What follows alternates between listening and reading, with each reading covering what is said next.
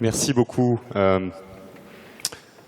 Peut-être en complément avec ce qu'on vient d'entendre, moi j'avais compris que le Cloud Act est également adapté à toute société incorporée aux États-Unis, mais également aux sociétés détenues par elles. Donc ça mériterait une clarification sans doute. Dans tous les cas, chiffrez vos données au maximum par les outils, notamment ceux qui sont qualifiés et validés par l'ANSSI. Donc je m'appelle Éric Jean Varéchard, je dirige l'activité secteur public d'Amazon Web Services. Combien de personnes dans cette salle ont un compte Amazon.fr? Pas mal. Combien de personnes dans cette salle ont un compte Amazon Web Services? On a encore un peu de chemin à parcourir, c'est bien. Si vous avez déjà expérimenté Amazon, vous avez sans doute remarqué que vous faites une commande, vous sollicitez un service, à la fin de la journée, les choses devraient bien se passer. On a une ambition, c'est d'être la société la plus centrée sur ses clients dans le monde. Alors c'est pour cette raison qu'en fait, je ne vais pas garder le micro plus longtemps et je vais laisser Hugues Gendre, DSI de l'UCPA, parler pour nous parce que ce sont nos clients qui parlent le mieux de ce qu'on fait. Merci. Merci. Un petit rappel sur ce qu'est l'UCPA. Donc l'UCPA, c'est une association, loi 1901. Grosse association quand même. En effet, quelques chiffres. Vous connaissez probablement les activités de vacances essentiellement sportives pour les adultes, à travers nos marques UCPA Sport Nature, Sport Planète à l'étranger, la Balaguer récemment acquise, on en reparlera tout à l'heure. Vous connaissez peut-être un peu moins nos activités de vacances sportives, nos colos pour jeunes, avec Odyssée, Téligo, Aludéo.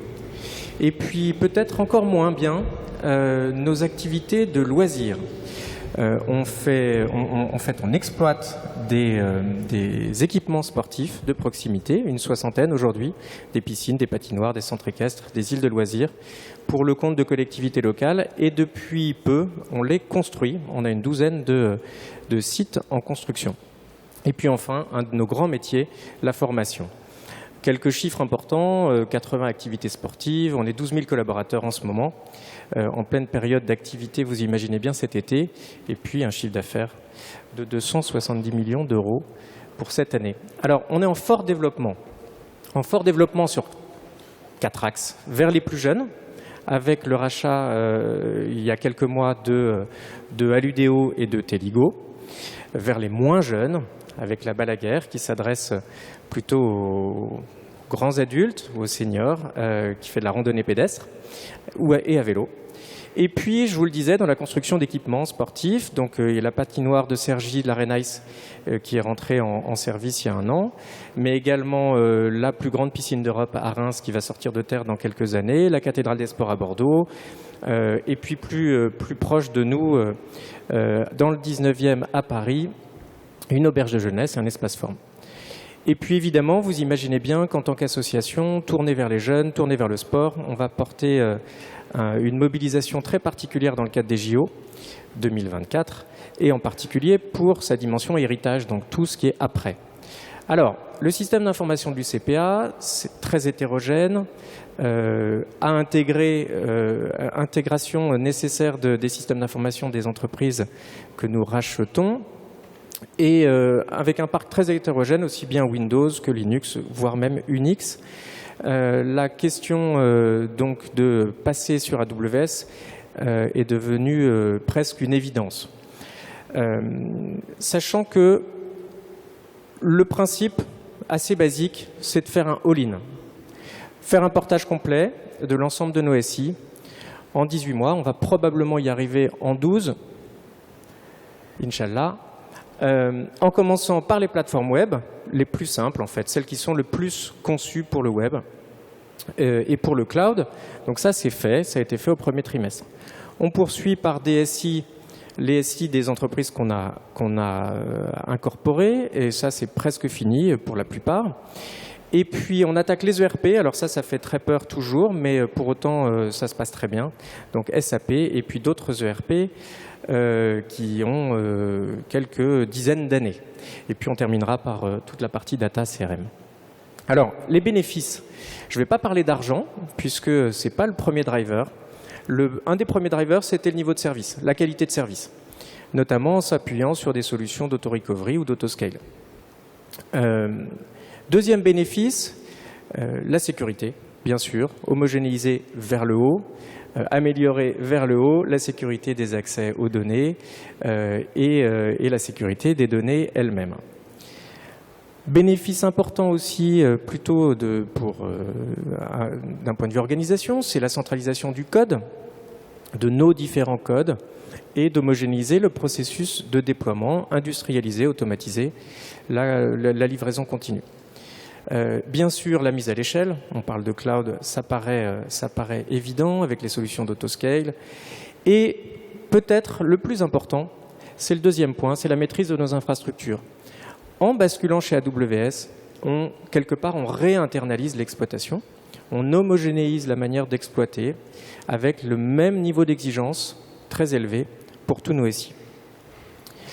Alors, le chemin, c'est un chemin assez classique pour aller chez AWS. D'abord, le VPC, le fameux notre espace à nous, chez AWS, dans l'espace public, avec la partie certification, la partie accès management.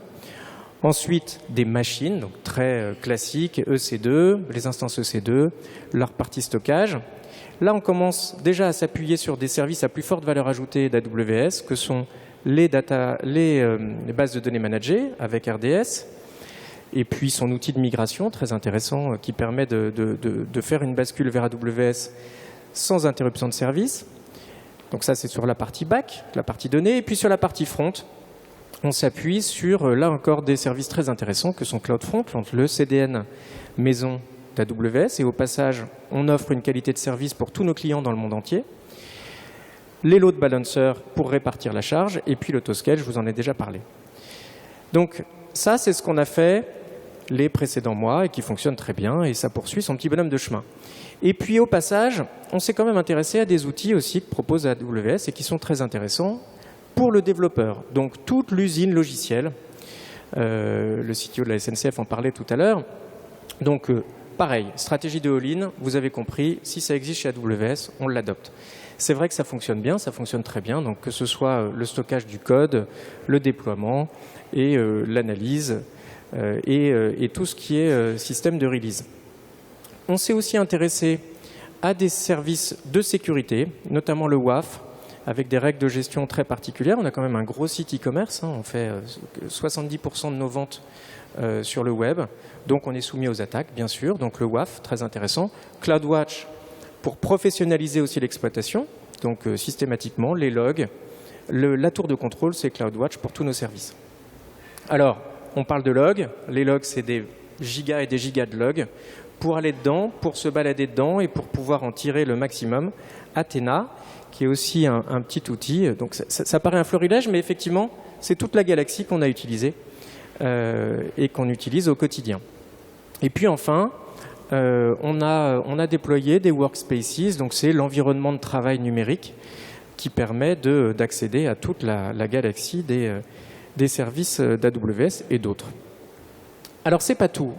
En chemin, on s'est intéressé aussi, et c'est ça ce qui nous intéresse le plus aujourd'hui, maintenant qu'on a porté une grande partie de nos systèmes sur des solutions plus ou moins classiques, c'est le serverless. Donc le serverless, c'est le Graal pour le DSI que je suis, donc plus de machines. Le paradis, on n'est plus embêté avec des machines. Évidemment, le premier service serverless de AWS, le premier qui a été qui a été déployé, c'est S3, donc le stockage, Simple Storage. Son pendant avec des données, NoSQL, mais quand même en base de données, c'est Dynamo. On a également utilisé les services SES donc pour l'envoi et la réception de mails. Et enfin, mon petit chouchou, Lambda. Donc Lambda, je pourrais vous en parler des heures, je vais vous en parler que pendant 5 minutes. Mais Lambda avec les fonctions Lambda, les step functions, et le fait de pouvoir exposer ensuite ces fonctions sous forme d'API pour être consommées par des frontaux, des back-ends, etc. Alors justement, un petit focus sur Lambda.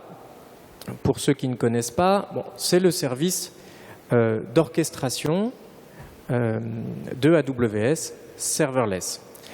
Alors, c'est une solution qui a été vraiment pensée pour l'IoT. Donc, ça adresse une mise à l'échelle immédiate sur des volumétries colossales. Nous, je vous verrai de quelle manière on l'utilise à l'UCPA, avec une qualité de service immédiate et excellente.